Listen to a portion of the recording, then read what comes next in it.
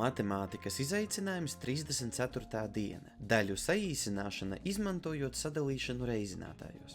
Pirms skaties šo video, pārliecinies, ka proti atvērt iekavas un sadalīt reizinātājos. Matemātikas izaicinājumā mēs to darījām, sākot ar 18. izaicinājuma dienu.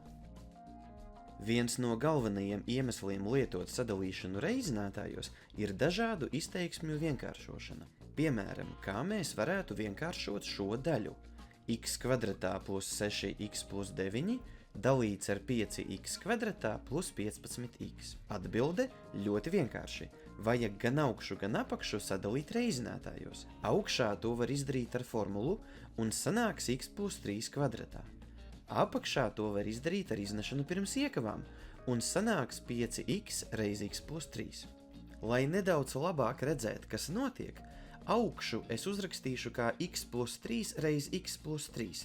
Un tagad mēs ļoti skaidri redzam, ka gan augšā, gan apakšā ir iekava x plus 3 un tās var noīsināt. Rezultātā iegūsim x plus 3 dalīts ar 5x.